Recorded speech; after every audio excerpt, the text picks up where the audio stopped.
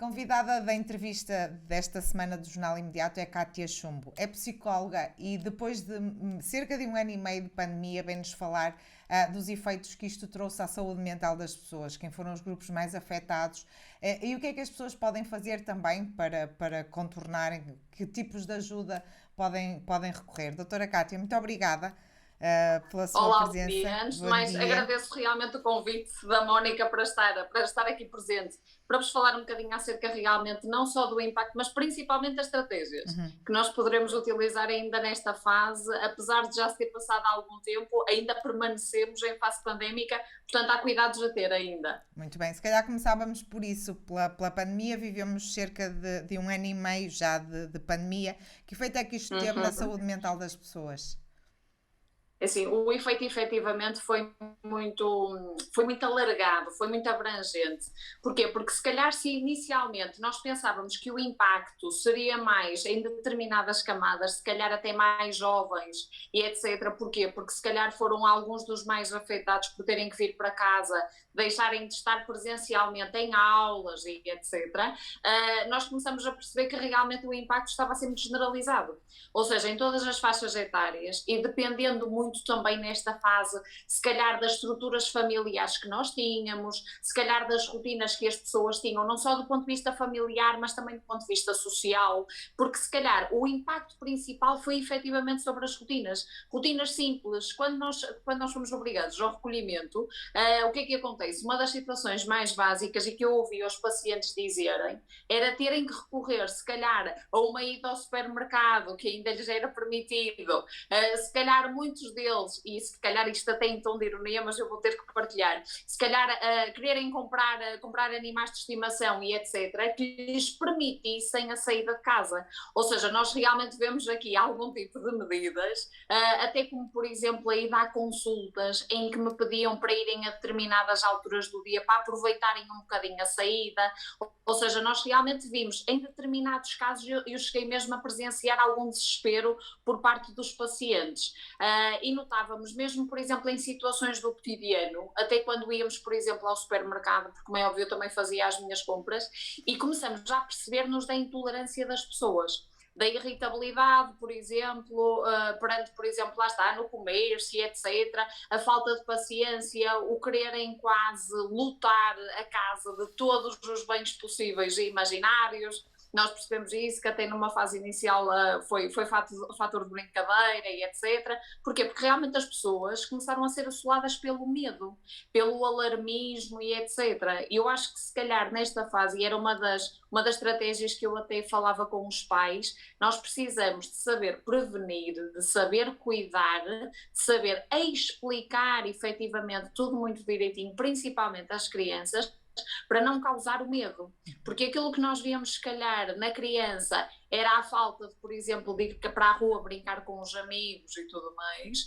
Vimos, por exemplo, nas camadas jovens, os adolescentes tiveram um impacto elevadíssimo do ponto de vista ansioso, os pedidos foram assim supremos realmente, não só na consulta no público, mas também na consulta no privado. Porquê? Porque realmente os sintomas começaram a vir ao de cima. Aliás, ainda ontem eu estava a ver, e houve um estudo até feito pela Universidade do Porto, em que nós tivemos, na primeira quinzena de janeiro, um aumento de 450% dos pedidos de apoio psicológico. Não há de ser por acaso, não é? Relativamente ao período homólogo do ano anterior. Ou seja, acabou por ser afetar todas as faixas etárias, foi transversal. Sim. Não podemos dizer que foram os mais jovens ou os mais idosos, isto foi transversal. De todo, cada um à sua maneira. Nós percebemos, por exemplo, que numa fase inicial, se calhar até da pandemia, eu acho que de certa forma houveram pessoas que conseguiram usufruir um bocadinho do facto de poderem vir para casa. E tive muitas famílias que realmente partilharam isso comigo em casa, que se calhar não teriam, por exemplo, a possibilidade de passarem algum tempo com os filhos de qualidade em casa, porque todo o tempo que se calhar tinham era sempre num corre-corre de fim de semana, e se calhar conseguiram passar, por exemplo, 15 dias em casa, mas se calhar ao fim desses 15 dias a perspectiva já não era a mesma, porque já havia a necessidade de voltar aos ritmos anteriores, e se calhar foi aí que o impacto começou a surgir, porque se numa fase inicial nós ainda conseguíamos ver toda esta perspectiva positiva de se calhar virmos para casa efetivamente e esperar que isto realmente passasse rápido, entre aspas, se calhar um ano depois já não conseguimos ter a mesma perspectiva. E se calhar este segundo confinamento, que surge realmente durante este ano, logo no início do ano, nós conseguimos perceber realmente que o impacto foi elevadíssimo. Nós conseguimos perceber isso realmente do ponto de vista do consultório até, em que houveram imensos pedidos, nós realmente percebemos, por exemplo, que o género de pedido já não era aquele pedido que, ok, nos ligava e que se fosse para a semana seguinte a consulta não havia problema, não, era tudo com um caráter extremamente urgente. Tivemos realmente um aumento elevadíssimo das situações que no pedido referiam efetivamente ideação suicidária e etc., que é uma situação que geralmente as pessoas procuram ocultar, procuram esse sigilo, e realmente aqui percebemos que a urgência era tão elevada que as pessoas realmente até expunham os motivos que levavam a procurar a consulta. E acha que houve aumento a este nível mesmo de tendências suicidas? Acha que foi? Sim.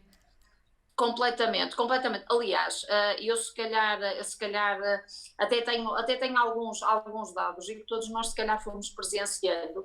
Aí houveram há determinadas zonas em que, ok, de mortes, eu costumo dizer, de mortes sempre se falou efetivamente, mas se calhar a questão do suicídio ainda continua um tema tabu. Ainda continua um tema realmente de que pouco se fala, ou realmente só se dá a real importância, se calhar, a sintomas depressivos, ansiosos, de todo o ponto de vista da saúde mental, quando há realmente um suicídio. E muitas vezes, lá está, há inúmeras chamadas, e eu costumo dizer, não é de atenção, é de pedido de ajuda, efetivamente, mas que muitas vezes são conotadas desta forma. Esta é uma chamada de atenção.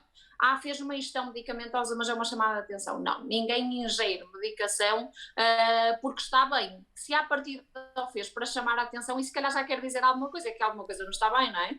Só que houveram realmente nesta fase muitas pessoas que perceberam que se calhar representaram esta realidade como não tendo um fim assim tão próximo. Porquê? Porque nós realmente no ano passado, quando falávamos da pandemia, quase todos nós, quando pensávamos nisto, dizíamos, ok, pode ser que no próximo ano as coisas já estejam mais calmas. Efetivamente não estão assim tão calmas. Aliás, porque eu acho que quando chega este período de verão, vê-se realmente as pessoas com uma necessidade de sair incrível, uma necessidade, por exemplo, de fazer coisas simples, de estar numa esplanada a tomar café, de dar uma volta a pé e etc., que se calhar num outro verão, em que não tivessem passado por um período de confinamento, a necessidade não seria tão elevada. Lá está aí, se calhar estas rotinas tão simples é que acabam por projetar a saúde mental e que a levam realmente a este culminar patológico e que leva efetivamente muitas vezes a este fim, infelizmente, porque se há pessoas realmente que até conseguem assumir a necessidade desta ajuda e a conseguem obter, há muitas que efetivamente nem têm as estratégias para a procurar. E muitas vezes também não o querem fazer, sente que as pessoas que ainda vivemos numa sociedade envergonhada, até mesmo, não digo ao suicídio, mas mesmo aos problemas psicológicos, à necessidade de ajuda psicológica. Completamente, até porque no ano passado nós tivemos em março, logo no período inicial da pandemia, nós tivemos uma situação e que realmente alarmou muito os técnicos da saúde mental, que foi o quê? Por exemplo, nós temos aqui um problema com alguns laboratórios que fabricavam alguns dos ansiolíticos que são mais utilizados. As pessoas não têm ideia do impacto que isso teve nas pessoas, o facto das pessoas se socorrerem ao máximo de familiares para conseguirem adquirir esse género de fármacos que já estavam a ser vendidos de forma mais controlada, digamos assim, e que estamos a falar de fármacos utilizados, por exemplo, em SOS, como por exemplo o Victan e etc., que acabam por ter uma conotação já muito conhecida, digamos assim. E lá está, estamos a falar, se calhar, de fármacos que iriam sustentando aí o equilíbrio das pessoas e que de um momento para o outro nós temos uma quebra, como também foi o caso de alguns dos fármacos utilizados em perturbações de personalidade e que realmente o efeito é devastador para as pessoas e para as famílias. E se realmente o efeito da falta da medicação em determinados pacientes é muito pesada, imaginem num confinamento com a família toda em casa, não é fácil, de todo.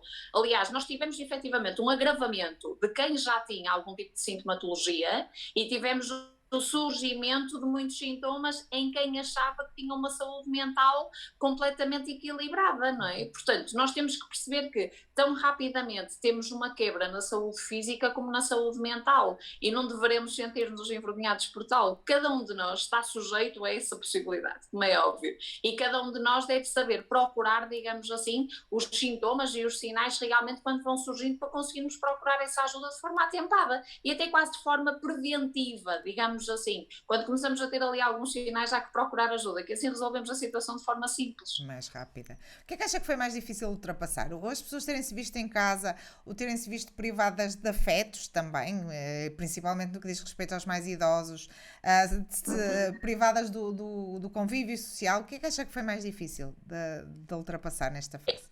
É assim, eu acho que realmente dependia muito das faixas etárias, e isso sim, se calhar aí eu faço uma divisão. Porque, por exemplo, eu tive muitos casos de pessoas, por exemplo, entre a faixa dos 40, por exemplo, e dos 60, que tinham, se calhar, por exemplo, os pais que estavam em lares e etc., e que se viram privados, por exemplo, de fazer as visitas que faziam com muita regularidade. Isso por si só é tão difícil, como se costuma dizer, para um filho como é para um pai, para uma mãe. E se por um lado nós até tivemos, por exemplo, instituições que tiveram o cuidado de permitir este género de contacto, até pela área digital, pela via digital e etc., há outros casos em que isso efetivamente não era possível, portanto houve um corte abrupto com o contacto. E aí sim eu vi realmente muitas pessoas a sucumbirem à saudade, à tristeza, ou dizerem que se calhar não iriam conseguir ver a família durante muito tempo. Vi uma situação realmente, lá está, muito ligada à perda e realmente isso acho que foi um dos fatores que mais mexeu com as pessoas. Nós tivemos muitas situações de hospitalização, todos nós acho que já tivemos conhecimento, pode não ter sido a nível de família direta, mas por exemplo até da largada e até de conhecidos e etc, que tivessem sido hospitalizados e infelizmente tivessem falecido no próprio hospital. Ou seja, o não termos a possibilidade de nos despedirmos de um ente querido, de um pai, de uma mãe, de um familiar próximo e realmente termos que fazer o luto sem esta despedida é dilacerante, para não dizer outra coisa. A verdade é só essa. Ou seja, isto realmente, nós tivemos várias situações e, por exemplo, quando eu falo, imaginemos, da faixa etária mais ligada à adolescência e etc., sim, a privação social foi terrível. Aliás, eu tinha miúdos em consulta, assim até de uma forma irónica, me diziam: ó doutora, eu não tenho saudades nenhumas da escola, mas se eu tivesse que estudar 8 horas seguidas para poder estar com os meus colegas 2 horas, eu estava. Ou seja, aí também já vemos a necessidade realmente de proximidade. E outra das coisas realmente que nós nos apercebemos, que é nas faixas etárias mais jovens, e se calhar quando falo das crianças e etc., e até por exemplo das prés, foi uma das situações que eu tenho abordado muito, que é o quê? Por exemplo, os bebês Covid. Os bebês Covid estão a crescer com uma realidade completamente diferente, em que, por exemplo, lá está, aquilo que era uma gravidez, por exemplo, que as grávidas geralmente viviam este período com uma satisfação elevadíssima, só o facto do acompanhamento ser completamente diferente, porque tinham que ser privadas do companheiro, do pai da criança e etc., em consultas, tem um impacto. A criança nasce e tem que ser privada do contacto familiar direito. Portanto, quando os tem por perto, tem-nos com máscara. Portanto, toda a expressão facial, digamos assim, é completamente anulada, o que para uma criança, por exemplo, tem um impacto elevadíssimo. E eu acho que, efetivamente, mesmo ao falarmos a longo prazo, realmente esta situação vai nos deixar aqui marcas muito pesadas.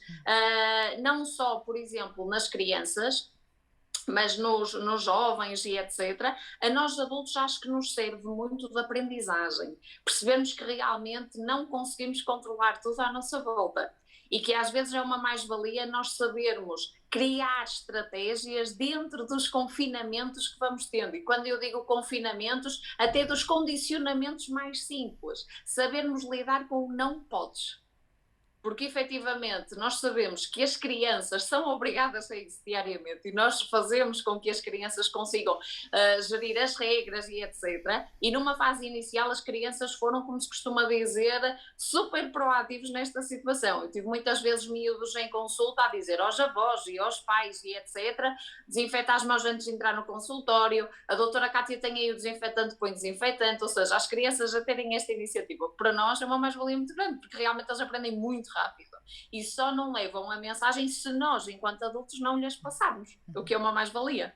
Falava aí nas marcas, isto vai deixar marcas nas vidas, segundo o que acabou de dizer, isto vai deixar marcas na vida das pessoas. Serão marcas difíceis de ultrapassar? Eu penso que sim, algumas delas sim. É assim, eu costumo dizer, as marcas podem ser bifurcadas. Nós podemos ver uma situação negativa como uma fonte de aprendizagem, efetivamente, em que podemos realmente começar a valorizar situações que temos no dia a dia que nós realmente não valorizávamos. Ninguém valorizava uma ida ao café a seguir ao almoço. Ninguém valorizava o facto de poder levantar-se de manhã e ir dar uma caminhada a pé, por exemplo, com a família. Ninguém valorizava ao domingo, por exemplo, podermos caminhar sem qualquer tipo de restrição de tempo, nem algo do género. Portanto, eu acho que nos adultos, e se calhar, por exemplo, até falo na minha faixa etária, efetivamente, nós devemos ter alguma atenção e levar isto como uma aprendizagem. Agora, quando falo, por exemplo, de marcas nas crianças, nos adolescentes e etc., vão deixar marcas, efetivamente, porquê? Porque se calhar, se esta situação não tivesse surgido, se calhar nós não tínhamos criado determinadas situações psicopatológicas com que estes miúdos vão ter que aprender a lidar, se calhar, o resto da vida. A verdade é só essa. E quando eu falo de marcas psicopatológicas, não falo só de questões ansiosas, não falo só de questões depressivas, falo de questões de perda, de questões de vivências, de falta de vivências e determinadas experiências. Tivemos muitas crianças, lá está, até com a privação, por exemplo, de determinados momentos escolares. Eu tenho uma situação, por exemplo, que neste momento tenho abordado imenso, que é o quê? As perturbações de aprendizagem que agora vão surgir, por os miúdos serem obrigados a estar em casa, os miúdos vão ficar, entre aspas, sinalizados do ponto de vista escolar pelas dificuldades que têm e que são notoriamente uma consequência desta situação pandémica, do confinamento a que foram obrigados, porque embora, por exemplo, eu tenha visto os professores a fazerem um esforço imenso para conseguirem suprimir todas as dificuldades que os miúdos tivessem, o presencial não é a mesma coisa que um online, não é? A verdade é só essa. Esta proximidade faz-nos muita falta e se calhar nós temos é que valorizar isto, realmente, que nos sirva de aprendizagem, pelo menos. Agora, quando eu falo de marcas realmente que vão ser para a vida toda, falo, por exemplo, desta questão das perdas. Acho que realmente é muito complicado ter que lidar com uma perda em fase pandémica, ou não poder nos despedir das pessoas realmente, e se calhar aquelas pessoas não poderem ter o apoio que deveriam ter tido nesta perda. Acho que isso realmente é difícil de lidar. É possível, mas para isso é preciso a procura da ajuda, o tal assumir que é complicado e que é normal procurar ajuda numa situação deste género. Conselho é que deixa as pessoas, agora assim em jeito de remate, para Olha, tentarem lidar melhor sempre, com estas, Mónica, agora numa fase diferente já, uma fase mais, um bocadinho mais de liberdade ainda em pandemia, mas diferente, que conselhos é que deixa às pessoas? é assim, antes de mais, eu acho que realmente é importante que as pessoas se apercebam, lá está, que apesar de haver algum controle da situação neste momento, nós ainda estamos em pandemia. As pessoas não se podem esquecer e eu acho que neste momento nós temos visto algum descuido, para não dizer outra coisa, relativamente às medidas. Coisas simples, o distanciamento social, as medidas de higienização e etc. Porquê? Houve-se muito aquela questão de mas eu já estou vacinado. Ok, eu também estou, mas não deixo de ter estes cuidados, não é? Acho que as pessoas realmente devem ter noção. E até porque ainda não há estudos que comprovem efetivamente a total imunidade e a imunização no pós-vacinação. Portanto, as pessoas têm que continuar a ter cuidado. E acima de tudo, lá está, não aligeirarmos excessivamente neste género de medidas para que realmente não haja um revés total da situação. Quando se fala de medidas, se calhar de forma direta, eu acho que é importante nós conseguirmos manter algum tipo de rotinas, até porque durante o confinamento foi uma das situações que eu mais disse, tentem realmente não alterar completamente a vossa rotina diária, mesmo em casa, os ritmos são necessários para equilibrarmos o nosso organismo. Aliás, eu costumo dizer em tom de brincadeira que nós quando tiramos, por exemplo, uma semana de férias, basta dormirmos mais umas horas durante aquela semana e depois o recomeçar é muito complicado. E exatamente lá está, e é este recomeçar, quase este impacto, digamos assim, que tem no organismo. O mesmo se passa com a situação pandémica. Nós não devemos passar sempre de um 8 a um 80, devemos procurar aqui um certo equilíbrio. E acima de tudo, devemos ter noção que apesar dos cuidados que devemos ter, nós temos que aprender a viver na pandemia, não contra ela de todo, porque nós não sabemos durante quanto tempo é que vamos estar expostos a esta situação. Portanto, se não conseguimos controlar, ok, vamos tentar a resiliência, vamos adaptar-nos a esta situação. E se adaptar é termos alguns cuidados e podemos valorizar outro género de situações que até então não eram valorizadas, devemos fazê-lo efetivamente. Muito bem, doutora Cátia, muito obrigada pela sua ajuda, Obrigada. pela sua partilha. Esperemos que isto passe rápido e que realmente as pessoas possam retomar aqui a normalidade, a verdadeira normalidade, e que mesmo psicologicamente Exatamente. consigamos todos lidar com isto. Muito obrigada pela Exatamente. sua ajuda, pelo seu contributo. Tivemos Cátia Chumbo connosco, uma psicóloga que nos falou dos efeitos da pandemia na saúde mental e naquilo que as pessoas devem fazer para tentar ultrapassar da melhor forma esta fase pandémica que vivemos.